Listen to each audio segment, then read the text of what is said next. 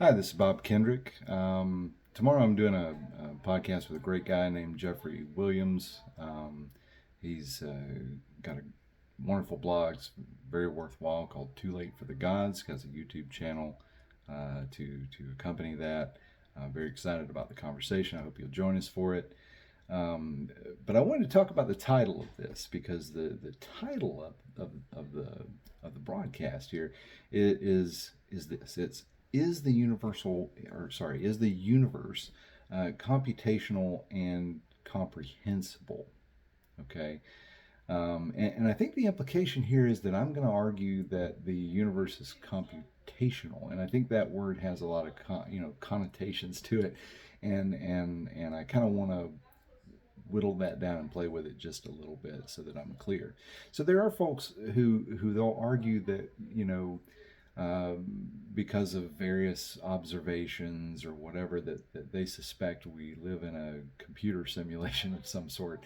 And I want to be clear that I'm not one of these guys. Okay, in fact, I think if I'm not mistaken, I started to talk to Jeffrey when a well-known Thomas philosopher posted something about how some researchers had, you know, supposedly, per the sci-fi media, had decided that we're really just in a computer simulation. The odds were 50-50 or something like this, and I think I responded to that, and then that kicked this off, if memory serves me correct. Um, I'm not going to argue that we're inside of an Atari or inside of a computer game or simulation of some kind. So I want to be real clear about that. So computational might be a stretch, okay, as a term, and I'm not asking Jeff to change the title. Um, I, what I argue is that as human beings, in the world, we're engaged in a task of reckoning with the environment, with the physical environment. Okay, and we do that using various kinds of logic. All right, sometimes it's well considered, sometimes not. Um, and we're not the only ones doing this. Animals, dogs, cats, cows, they seem to reckon with their environment. We can certainly see uh, monkeys and apes, quite intelligently reckoning with their environment, sometimes using tools, this sort of thing. So we're not the only ones out there doing this. And I suppose you could argue, and you do see some evidence of it, that there are systemic types of intelligence. Bacterial colonies or slime molds. These are common examples here. Another type of systemic intelligence would be what we see in groups. But now I don't want to take this too far, okay? Because there's been some borderline science fiction out there about this. But it's arguable. There's a certain analogy of intelligence there that mobs can be described as having a mind of their own at a certain point. And there's a clear sense, that that's true in a manner of speaking, that they have a quote unquote mind of their own. Cultural movements are another example of this. Pretty much all of Hegel's view of history and the dialectic, zeitgeist, it exploits these kind of analogies to decisioning and intelligence. All right. Now, I'll add that non-biological systems, especially very large ones, they can seem, at least if you look at them, to operate logically. And this is where we get the concept of natural laws. Noether's theorem, for example, establishes a connection between symmetries and conservation laws. So, conservation of energy, the conservation of angular momentum, so there does seem phenomenally important distinction. It does seem phenomenally to be a sense to the things that we observe in the world of the world. So what I mean when I say the world seems comprehensible is that everything we see tends to be reckonable using computation, logic, or otherwise, and we see ourselves, reckon with the world. We can watch, systems reckon with each other phenomenally, insensibly, in a way. So enter Immanuel Kant. All right, because I think Mr. Kant is down at the bottom of a lot of the issues that we have today.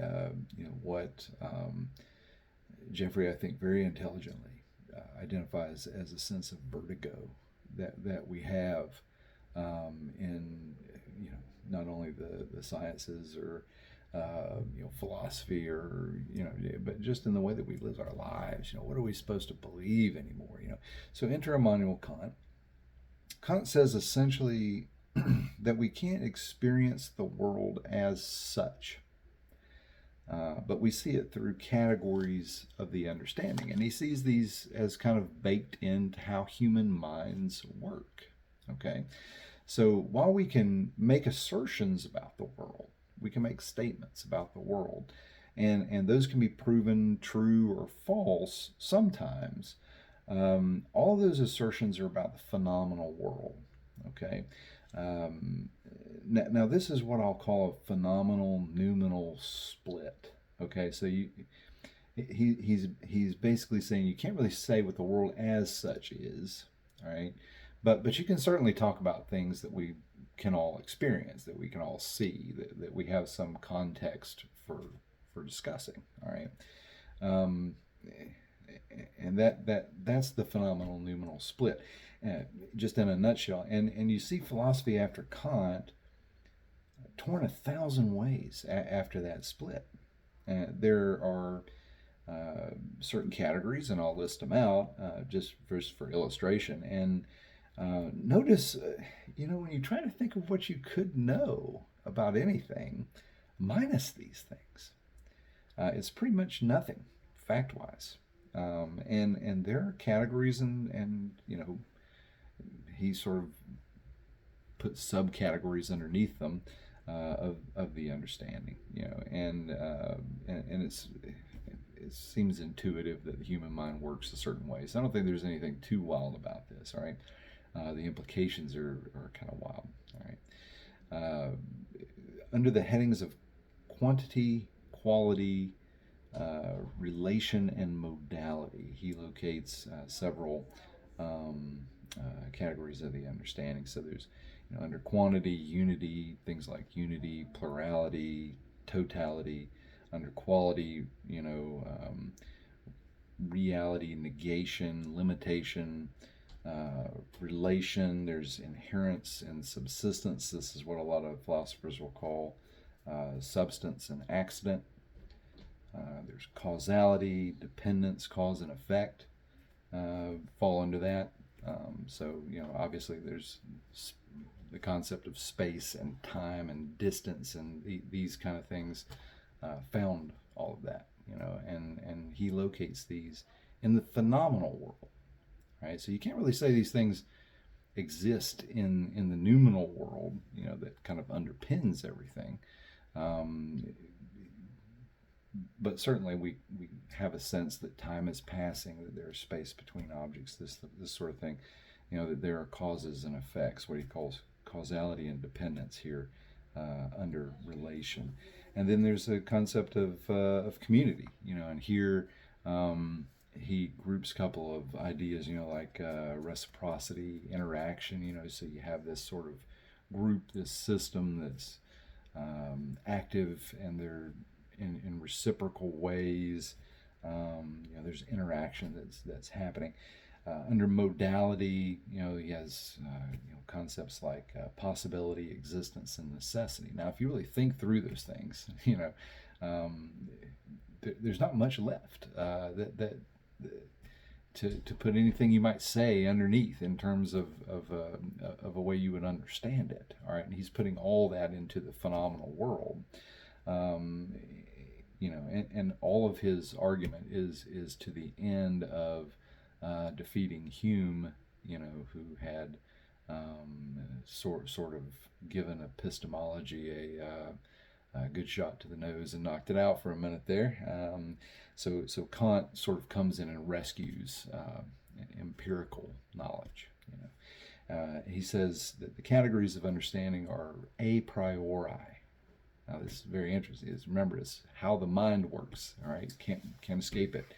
And this means it's inherent, to the human mind, and they shape our understanding prior to any experience.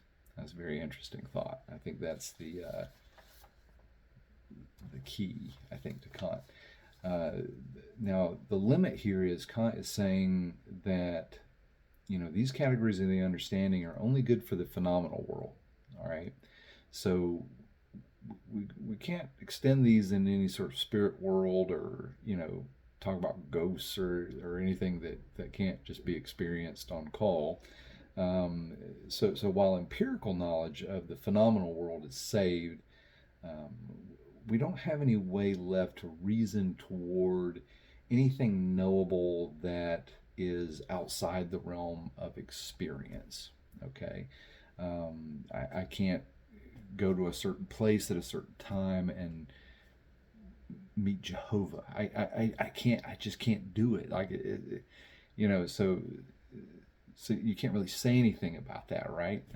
If you accept Kant's view of things, I think it makes a lot of sense.